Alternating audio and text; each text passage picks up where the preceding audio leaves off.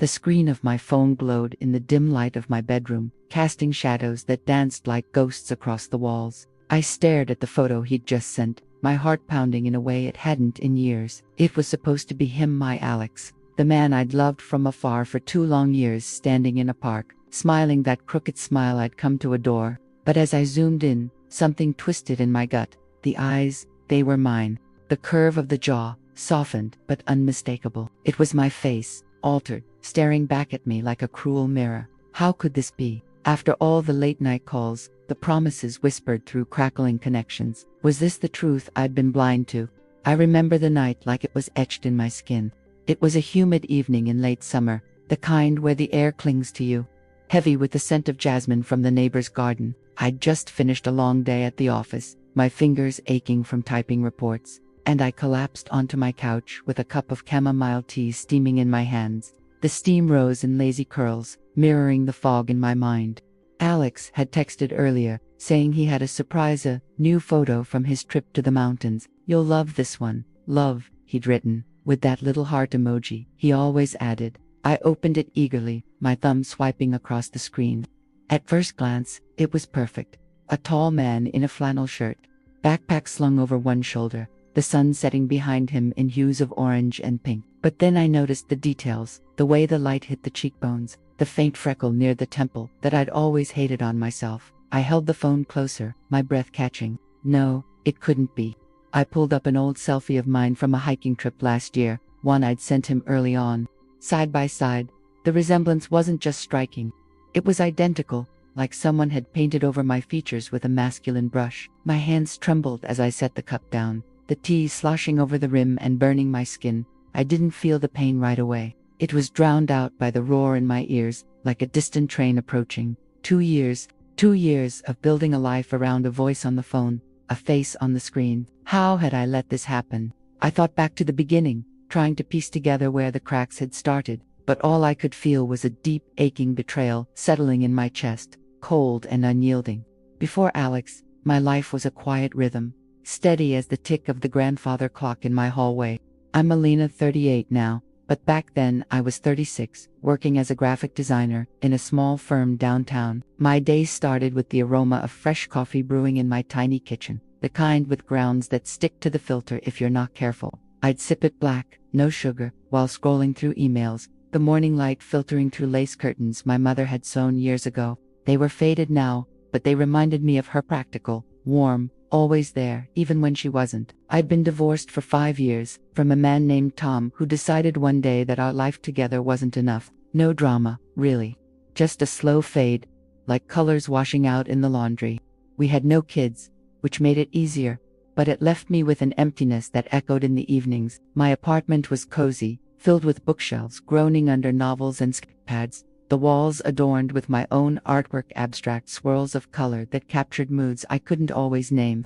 Friends would come over for wine nights, the laughter bouncing off the exposed brick, glasses clinking as we shared stories of bad dates and work woes. "Alina, you're too picky," my best friend Sarah would say, her voice light but laced with concern. She'd twirl her hair around her finger, a habit from our college days, and I'd laugh it off. But deep down, I knew she was right. I craved connection, but after Tom, trust came hard. That's when I turned to online dating. It was Sarah's idea, actually. One rainy afternoon, we sat on my balcony, rain pattering on the awning like fingertips on glass. "Come on, Elle," she urged, her eyes sparkling with mischief. "What's the harm? Swipe a few times, see what happens." I downloaded the app reluctantly, the icon glaring at me from my home screen. At first it was fun, harmless chats, awkward flirts that fizzled out. Then came Alex. We matched on a Tuesday evening. His profile photo showed a handsome man in his late 30s, dark hair tousled, a warm smile that reached his eyes. He said he was a software engineer, living in Seattle far from my home in Chicago. But that didn't matter. Distance makes the heart grow fonder. He messaged first, with a winking emoji. I smiled at that, my fingers hovering before typing back. Our conversations flowed like a gentle stream, starting with shared interests in hiking and old movies, evolving into deeper talks about dreams and regrets. He'd call me late at night, his voice deep and soothing, with a slight accent he blamed on his Italian roots. "Tell me about your day, Bella," he'd say, and I'd melt a little, describing the mundane with a poetry I didn't know I had. We exchanged photos early on, me sending snapshots from my daily life, a selfie at the park, hair windswept, a picture of my latest design project, colors vibrant on the screen. He'd reciprocate with images of his adventures, a shot from a coffee shop, steam rising from his mug, another of him at a tech conference, badge dangling from his neck. They looked real enough, the backgrounds crisp, his expressions genuine. I never questioned them. Why would I? He made me feel seen, valued. On my birthday, he sent a virtual bouquet, followed by a voice note singing happy birthday off-key, his laughter bubbling through. I played it over and over, the sound wrapping around me like a hug. Our relationship deepened over months. We'd planned virtual dates, watching the same movies synced on our screens, commenting in real time. Did you see that plot twist? He'd text, and I'd reply with exclamations, popcorn kernels crunching under my fingers. He talked about visiting soon, once his project wrapped up. I can't wait to hold you, he'd whisper during calls, his voice dropping low, sending shivers down my spine. I believed him. I shared everything, my fears about aging alone, my joys and small victories at work. He listened, really listened, offering advice wrapped in kindness. You're stronger than you know, Alina, he'd say, and for the first time in years, I felt it might be true. But looking back, there were tiny signs, like whispers in the wind. His excuses for not video calling: bad connection, camera broken, always something. I'd brush it off, telling myself long distance was hard. The photos he sent were always stills, never videos. And his stories, while engaging, sometimes looped back on themselves, details shifting like sand. I ignored it all, wrapped in the warmth of his words. That night, with the altered photos staring back, the illusion cracked. I sat there in the silence, the clock ticking relentlessly, each second a hammer to my heart. What had I missed? Who was Alex? Really, I didn't sleep that night. The ceiling fan spun above me in lazy circles, stirring the same warm air over and over until it felt like breathing through a damp cloth. Every time I closed my eyes, the photo reappeared behind my lids, my own mouth smiling back at me through Alex's borrowed body. I kept reaching for my phone on the nightstand, then stopping myself. What would another look prove? That I was right, that I was wrong, that I'd spent 2 years falling in love with the reflection. By morning, the tea from the night before had gone cold in its cup, a thin skin forming on top. I didn't pour it out. I just sat at the kitchen table staring at it while the first pale light slipped between the slats of the blinds and painted stripes across the floor. My reflection in the dark window looked older than I remembered, cheeks hollow, eyes bruised underneath. I touched my face, tracing the line of my jaw, the same one I'd seen in his picture. How long had he been using pieces of me? I opened the messaging app again, more carefully this time. I scrolled backward through 2 years of conversation like someone walking through the ruins of a house after a fire, careful where I stepped, afraid of what I might find still smoldering. The early messages were sweet, tentative, mine full of ellipses and nervous emojis, his confident, playful, always knowing exactly what to say. Then came the photos. The first one he'd sent me, a candid of him laughing at something off camera, sunlight catching the stubble on his chin, had arrived 3 weeks after we matched. I remembered how my stomach flipped when I saw it. Finally, I'd typed, "You're real," he'd replied. Only the best parts. I'd laughed then. Now the words felt like glass in my throat. I started cross-referencing. I pulled up every photo he'd ever sent and laid them side by side with my own gallery. It wasn't every picture, just enough to make the pattern undeniable. The tilt of the head when he was thinking, the way his left hand rested on his hip in almost every standing shot, the exact freckle pattern across the bridge of the nose that I'd hated since middle school and eventually learned to cover with concealer. Even the background sometimes matched. The same wooden bench at Lincoln Park I'd photographed myself sitting on during a lunch break last spring. He'd cropped me out and inserted himself cleanly, professionally, like he'd done it 100 times. My chest hurt so badly I thought I might be having a heart attack. I pressed the heel of my hand against my sternum and tried to breathe through my nose the way the therapist taught me after the divorce. In 4-4, hold for 4, out for 6. It didn't help. The panic kept rising anyway, hot and sour. I needed to know who he really was. I started small. Reverse image search on the most recent photo, the one that finally broke the spell. Within seconds, Google showed me 3 matches. All of them were me. One from my public Instagram, which I'd kept on private for years, but apparently not private enough. Another from a design portfolio site I'd forgotten to take down. and the third from a hiking group Facebook page where I'd posted trip photos in 2023. He hadn't even bothered to edit them heavily, just swapped the face, adjusted the lighting, maybe added a little bulk to the shoulders. Amateur work, really, but good enough when you're 3 time zones away and desperate to believe. I sat back, chair creaking under me. The kitchen clock ticked. Somewhere outside a car horn blared once, sharp and impatient, then faded. I thought about calling Sarah. She'd be awake by now, probably already on her second coffee, scrolling real estate listings for the house she and her wife were trying to buy. She'd listen. She'd be furious on my behalf. She'd probably drive straight over with wine and a plan. But the shame stopped me. How do you tell your best friend you've been catfished for 2 years, using your own face? How do you admit you never once demanded a live video call, that you let bad Wi-Fi and broken laptop cameras slide again and again because the fantasy felt safer than reality? Instead, I opened my laptop. His profile was still active on the dating app. The same photos, the same bio. Software engineer, dog dad even though I don't have a dog yet. Looking for someone who laughs at bad puns and doesn't mind long voice notes. I clicked through to his socials, ones he'd linked early on. The Instagram was sparse, only 20 posts, most of them landscapes or food. The LinkedIn had a job history that looked plausible, until you noticed the company names didn't quite line up with real websites when you searched them. One of them, a startup called Nextlofi, returned a 404 error and an expired domain. The profile picture was, of course, him. Which is to say, me. I searched his full name, Alexander Moretti. Nothing. No criminal record, no news articles, no alumni pages, just a scattering of random people with similar names in Ohio, Texas, Italy. No trace of a man in Seattle who matched the voice I'd listened to for hundreds of hours. My hands were shaking so hard I could barely type. I went back to our messages. The most recent one, sent 2 nights ago. Miss you already.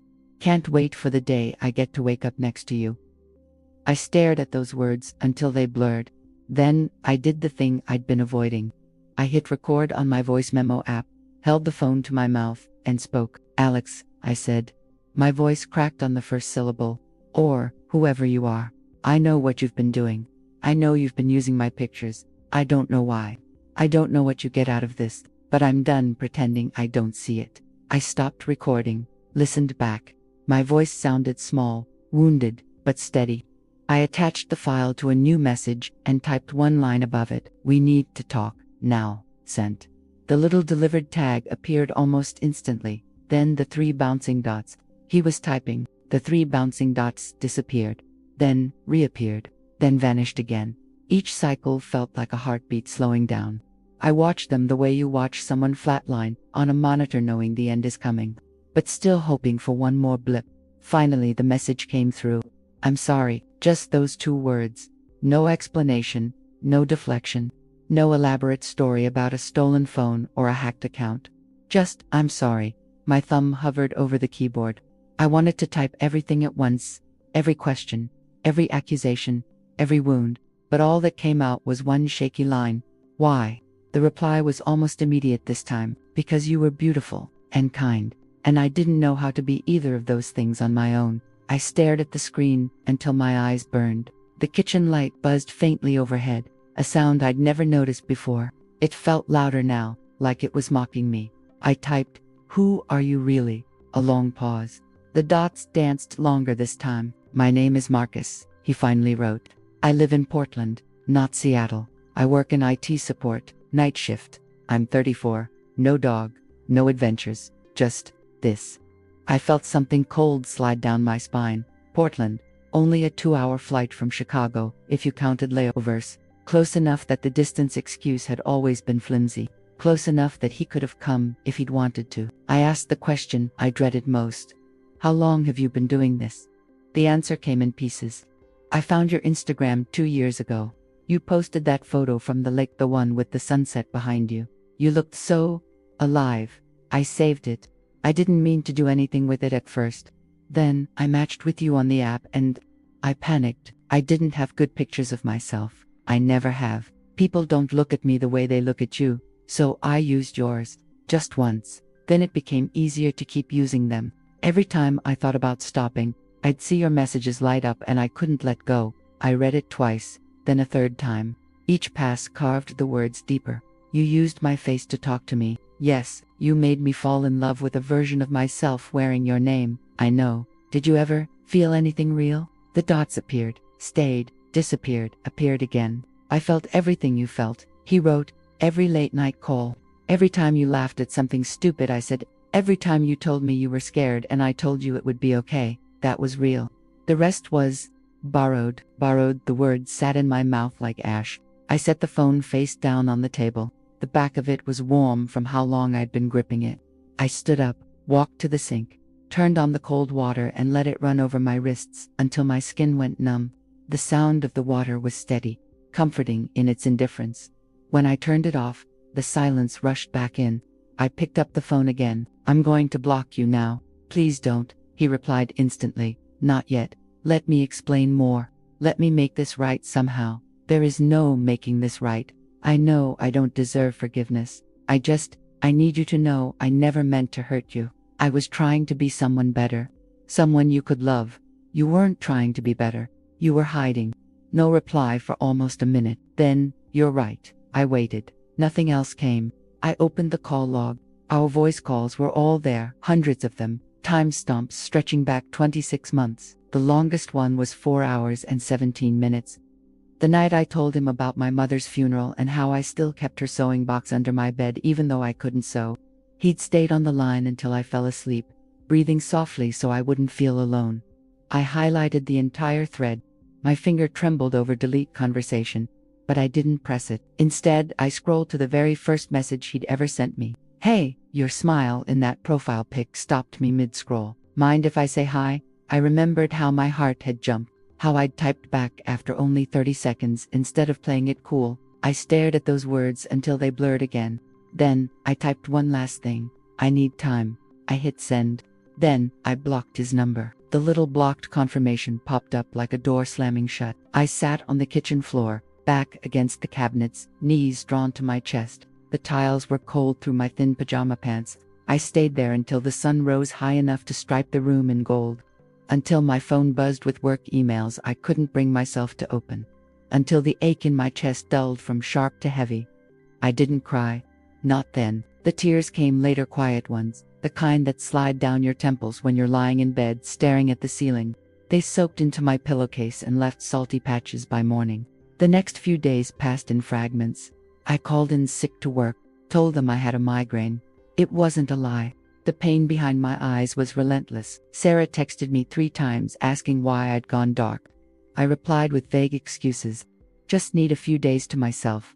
She sent back a string of concerned emojis and promised to check on me if I didn't surface by the weekend. I spent hours going through every photo I'd ever posted publicly. I deleted most of them: the lake sunset, the park bench, the candid someone had taken of me laughing at a cafe. Each deletion felt like cutting away infected skin, painful, but necessary. I changed every password, turned on 2-factor authentication everywhere, set my Instagram and Facebook to private again, this time with no exceptions. And every night, when the apartment grew quiet, I would sit with my laptop and listen to the old voice memos he'd sent me, not to torture myself, but to try to separate the voice from the lie. His laugh was still warm, his goodnight, Bella, still soft, but now I heard the tremor underneath, the hesitation before certain words, the way he sometimes paused too long when I asked about his day. He'd been performing, and I'd been his audience. The days after I blocked him blurred into one long, gray ribbon.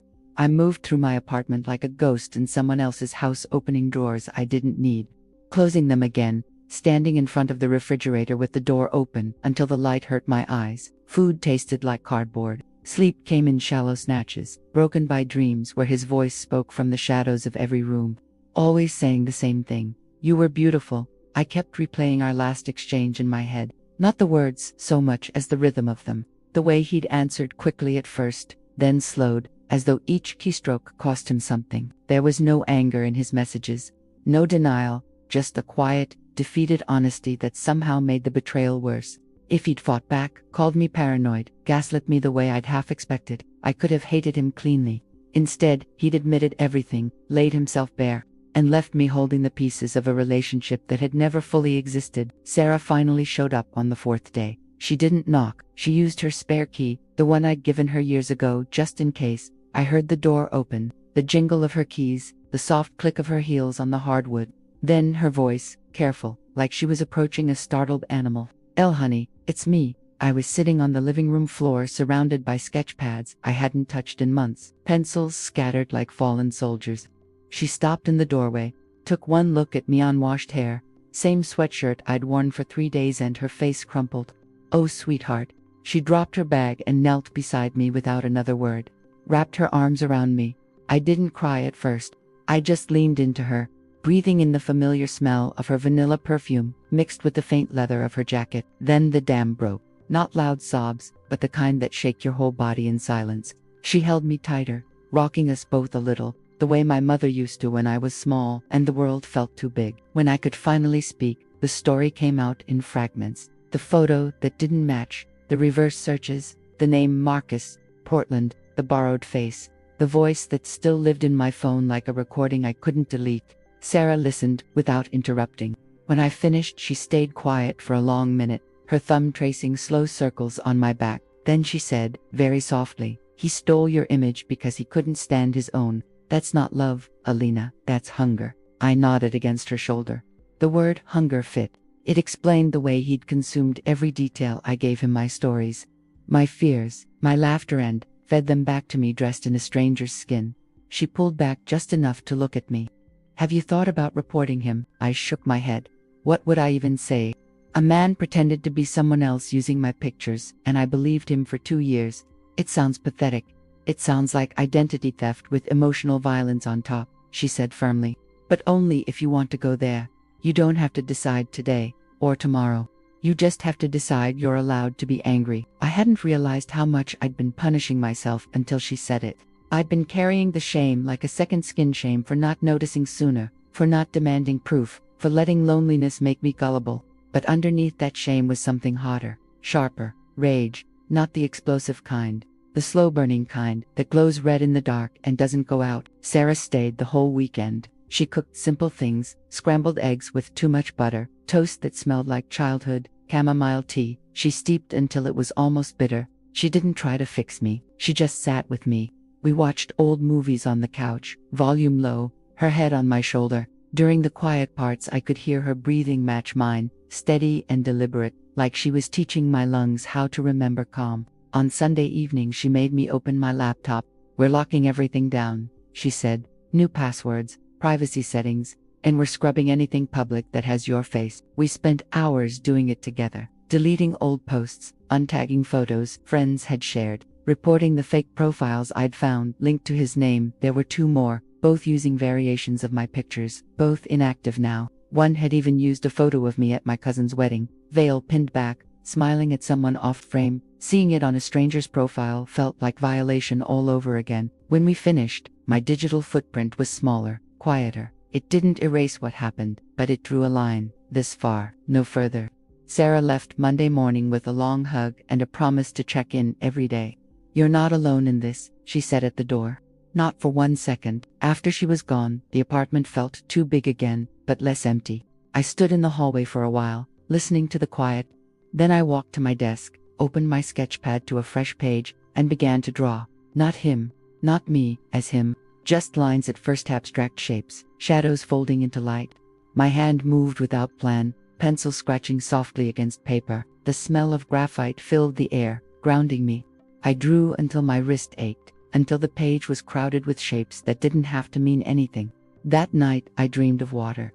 Not the lake in the photo he'd stolen, but something deeper, darker.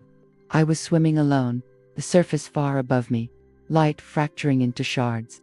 I wasn't afraid, I just kept moving forward, arms cutting through cold water, lungs burning but steady. When I woke, the room was still dark, but my breathing was even. For the first time in weeks, my chest didn't feel caved in. I reached for my phone not to check messages, but to delete the voice memos, one by one. His laugh, his goodnights, his "I miss you already." Each deletion felt like exhaling something toxic. When the last one was gone, the silence wasn't empty. It was mine again. I stood up, walked to the window, and opened it. Cold January air rushed in, carrying the faint smell of snow that hadn't fallen yet. I breathed it deep. Then I whispered to the empty room, to the ghost of him, to the woman I used to be. I'm keeping my face now. Winter settled over Chicago like a heavy quilt, gray skies, wind that cut through coats, sidewalks slick with half-melted salt.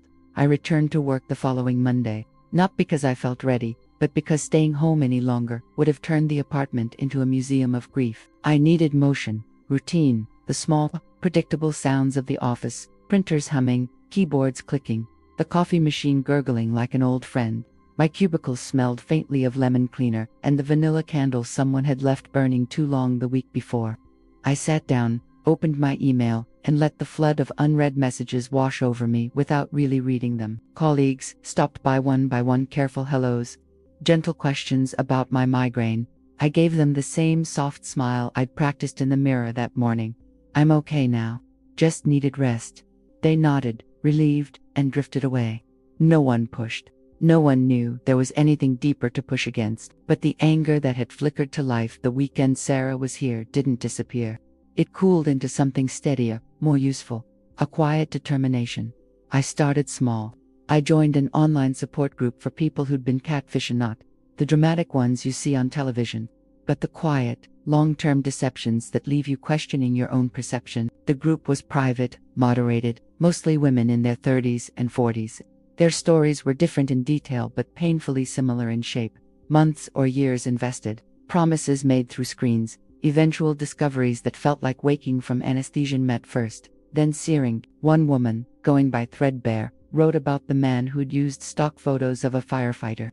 Another, Echo Room, described a partner who'd stolen images from a fitness influencer and built an entire persona around marathon running. We didn't trade revenge fantasies, we traded questions. How long did it take you to trust your gut again? Did you ever hear from them after the block?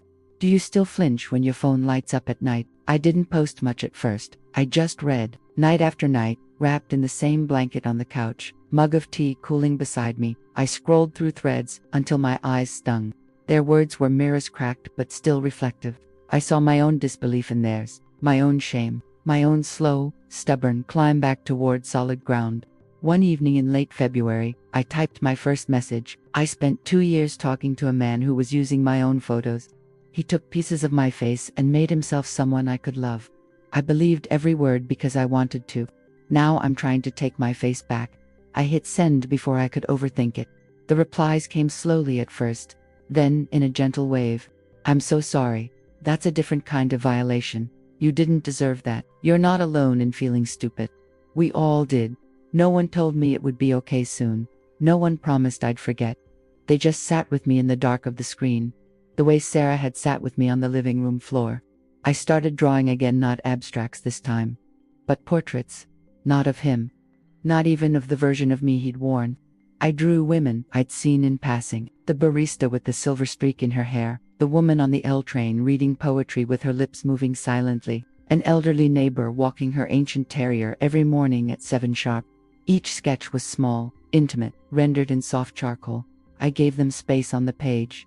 No crowding, no expectations. I hung them on the wall above my desk, one by one. A growing gallery of faces that weren't mine, but felt like kin. Women moving through the world, carrying their own quiet stories. Looking at them reminded me that a face is never just one thing.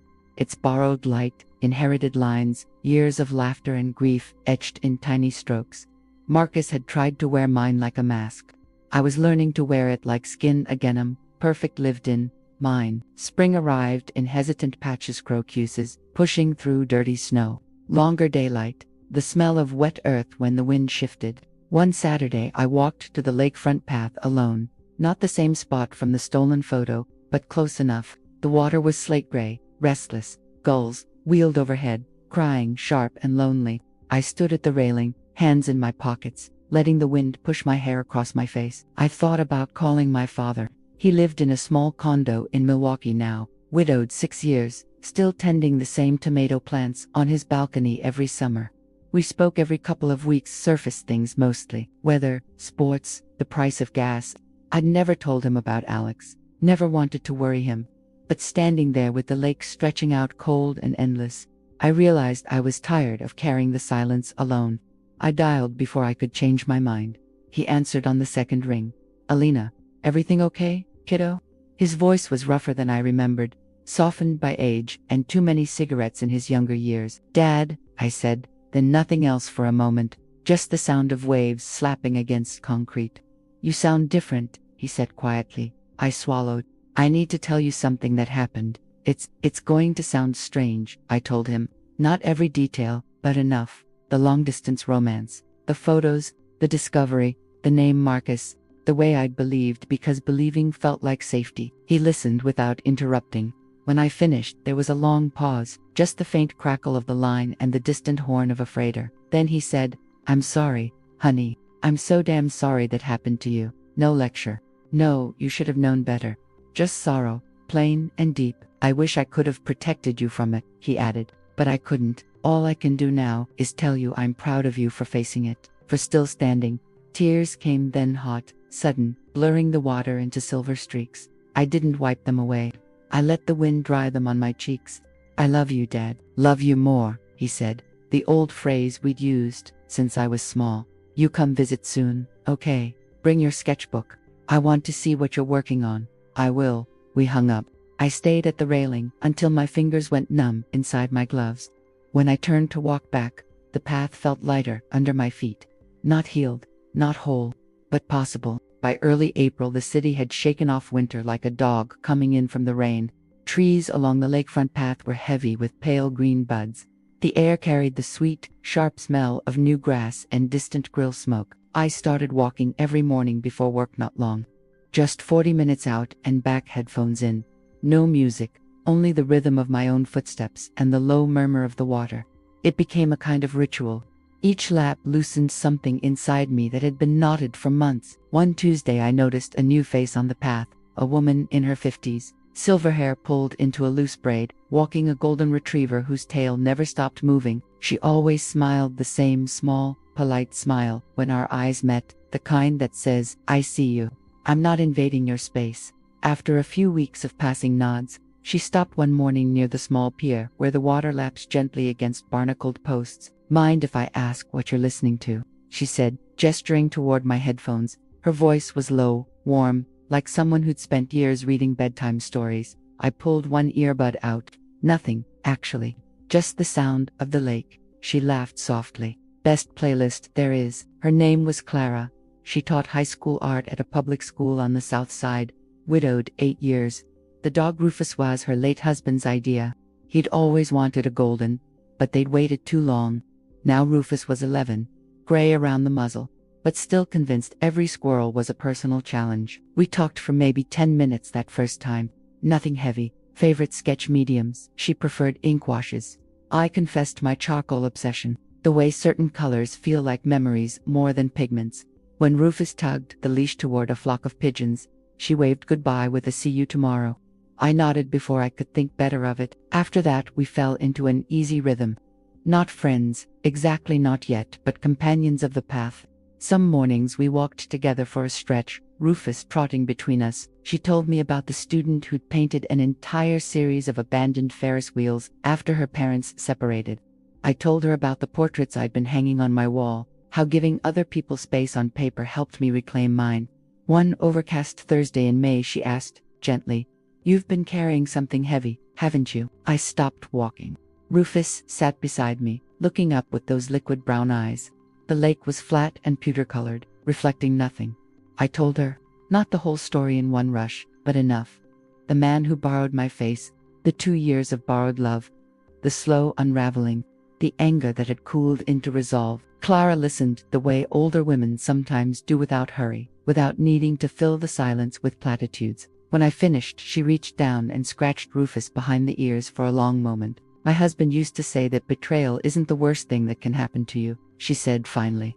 "The worst thing is letting it convince you that no one will ever see you clearly again." I looked out at the water. A single gull skimmed low, wings barely moving. "He didn't just lie about who he was," I said. "He made me question whether I was even worth seeing." Clara nodded. "And yet here you are, walking, drawing, talking to a stranger and her nosy dog.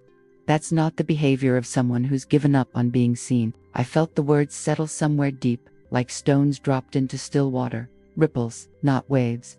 A few days later, I did something I hadn't planned. I created a small, private Instagram account. No followers at first, just me. I posted one photo, a close-up of my latest charcoal sketch, the barista with the silver streak, mid-laugh, steam curling from her coffee cup. Caption: faces that aren't mine, but they feel like home. Then another, the elderly neighbor and her terrier, caught in a shaft of morning light. Caption: quiet courage, looks like this. I didn't tag anyone, didn't promote it, but I let the images exist in the world. Again, my hand, my eye, my choices.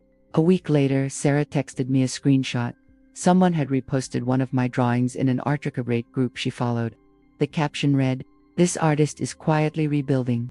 Her lines feel like breathing room."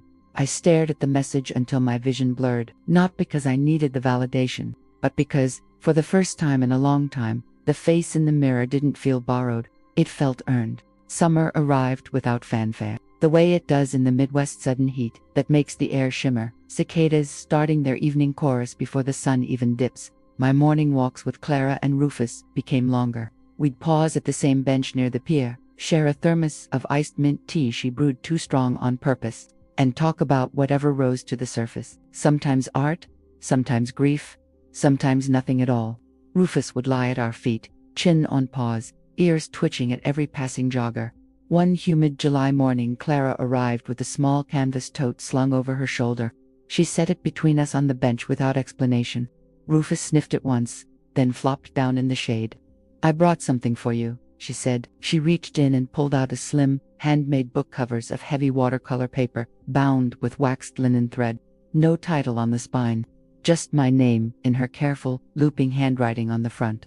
I opened it slowly. Inside were pages of my own sketches, photocopied, not originals, interspersed with blank sheets she'd left for me to fill. The barista, the poetry reader on the train, the neighbor and her dog. Clara had mounted each one with tiny washi tape corners, giving them breathing room. Beneath a few she'd written single lines in pencil, faint enough that I had to lean close. "Strength isn't loud, it's consistent. Every line you draw is proof you're still here. You don't have to forgive him. You only have to forgive yourself for believing." My throat tightened. I ran my fingertip over the last one, feeling the slight texture of the graphite she'd used. "I didn't ask permission," Clara said quietly. "I just thought, sometimes seeing your own work outside your own hands reminds you it's real." I closed the book, held it against my chest like a shield. "Thank you," I managed. My voice sounded small against the lake's steady lap. She reached over and squeezed my forearm once, firm, brief, no lingering pity. "You're doing the work," she said. "I just wanted to hand you a mirror that doesn't lie." We sat in silence after that. Rufus snored softly. A family biked past, children laughing, bells jingling, normal life moving around us, unbothered. A few weeks later, I received an unexpected email. The subject line read, "Regarding your report." I almost deleted it, thinking it was spam, but the sender was from the dating app's trust and safety team, the same one I'd contacted months earlier, in a moment of cold fury, attaching screenshots, timestamps, every scrap of evidence I could gather without breaking apart again. I opened it. They'd conducted a full review. The account linked to Marcus had been permanently banned across their platform and affiliated sites. They'd also flagged associated email addresses and device fingerprints. Further, because the impersonation involved identifiable personal images used without consent, they'd forwarded the matter to local law enforcement in Portland for review under identity theft and cyber harassment statutes. No guarantees of prosecution. They were careful to say that, but the file existed now. A paper trail. A quiet acknowledgement that what happened wasn't invisible. At the bottom, a single line, "We're sorry this happened to you. Your safety and dignity matter." I stared at those words for a long time, not because they erased anything, but because they existed at all. Someone in an office somewhere had read my words, seen the photos, understood the violation, and acted. It wasn't justice in the dramatic sense, no courtroom, no public shaming, but it was consequence. Small, official, real. I forwarded the email to Sarah with no comment. She replied within minutes, "Hell yes, small win." Huge exhale. That night, I opened my sketchbook to a fresh spread. I didn't draw a face. I drew the lake at dawn, the flat silver water, the thin line where sky met horizon, the first pink streak bleeding into gray. No people, just space, just possibility. I titled the page in tiny letters at the bottom corner. After months passed, seasons turned again. Fall came with its crisp bite, leaves crunching underfoot like brittle paper. My walks with Clara continued, though Rufus moved slower now, needing more rests. We adjusted without complaint. I started dating again, not urgently, not desperately. Coffee here, a museum walk there. I told the truth early, when it felt safe. I had a long relationship that wasn't what it seemed. It left marks. I'm careful now. Most men nodded, asked gentle questions, or simply changed the subject. A few drifted away. That was fine. One evening in early December, snow dusting the path like powdered sugar, Clara handed me an envelope. "Open it when you get home," she said. "Not here. I don't want Rufus slobbering on it." I smiled. "You're mysterious today," she winked. "I've earned it." At home, I sat on the couch, coat still on, and tore the envelope open. Inside was a single photograph printed on matte paper, edges slightly uneven, as though cut by hand. It was me. Not the version Marcus had used. Not a posed selfie from years ago. It was a candid Clara must have taken one summer morning without me noticing. Me standing at the railing, hair wild in the wind, looking out at the lake with something like peace on my face. The light caught the curve of my cheek, the faint lines at my eyes, the small, stubborn set of my mouth. I looked alive. Not perfect, not borrowed, just present. On the back she'd written in her familiar hand, "You kept showing up. So the world kept seeing you. Love, Clara and Rufus." I pressed the photo to my chest, closed my eyes, let the quiet fill the room. For the first time in years, the silence didn't feel lonely. It felt like home. And that, dear hearts, is where the story rests, not in a perfect bow, not in some dramatic courtroom scene or a final message that changes everything. It rests in the quiet mornings on the lake path, in the weight of a handmade book in my hands. In the photograph Clara took of me looking out at water I once thought would swallow me whole, I kept that photo on my desk. Not hidden in a drawer, not tucked behind other things. Right there, front and center. So every time I sit down to draw or answer an email or just stare into space, I see her standing in ordinary light with ordinary wind in her hair. Still here, still breathing, still choosing to show up. Marcus never reached out again. The silence after the block became permanent, and in time I stopped waiting for it to break. I don't know if he ever faced real consequences beyond the account bans and the quiet files sitting somewhere in a Portland police database. I don't know if he told anyone, if he changed, if he still looks at old photos and feels the same hunger he once described. Those questions used to keep me awake. Now they drift past like clouds I no longer need to chase. What I do know is this: betrayal doesn't always end with justice the way movies promise. Sometimes it ends with you deciding slowly, stubbornly, one small morning at a time that your face belongs to you again. That your story doesn't need someone else's name stitched over it to be real. That love, real love, doesn't borrow your light. It sits beside you in the dark until you remember how to turn it on yourself. I still walk the path most days. Rufus is slower now, gray spreading across his muzzle like frost, but he still wags when he sees me coming. Clara still brings too strong tea and asks gentle questions that make me think. Sarah still checks in with memes and wine invitations. My father still calls every Sunday to talk about nothing and everything, and I still draw faces that aren't mine, but feel like family. I'm not the same woman who stared at that first stolen photo in the glow of her bedroom, heart hammering, world tilting. I'm not unbroken, either. There are still nights when the phone buzzes and my stomach drops for half a second before I remember, it can't be him. There are still moments when I catch my reflection in a window and feel a flicker of doubt, but those moments pass faster now. They don't stay. If you're sitting there tonight with your own version of this akif, someone borrowed your trust, your time, your face, your hope, please hear me when I say, you are not foolish for believing, you are human for wanting connection. The shame belongs to the one who took, not the one who gave. And if you're still in the middle of the unraveling, still trying to breathe through the cold place in your chest, know this too: you don't have to forgive, you don't have to forget. You only have to keep showing up for the walks, for the sketches, for the small ordinary mornings that slowly stitch you back together. You are allowed to take your face back. You are allowed to keep it. So I leave you with the same question I still ask myself some nights, when the lake is quiet and the snow is falling soft outside my window. If someone tried to wear your life like a mask, would you let them keep it, or would you quietly, fiercely, one breath at a time, take it back? Tell me in the comments below. No judgment here, just listening. just being human together. If this story touched something in you, if it made you feel a little less alone, consider sharing it with someone who might need to hear it too. And if you'd like more stories like this, real, raw, and full of the kind of hope that doesn't pretend everything's fixed, hit that subscribe button and turn on the bell. There are so many more voices waiting to be heard. Thank you for sitting with me tonight. Sleep gently. You're not alone. With love.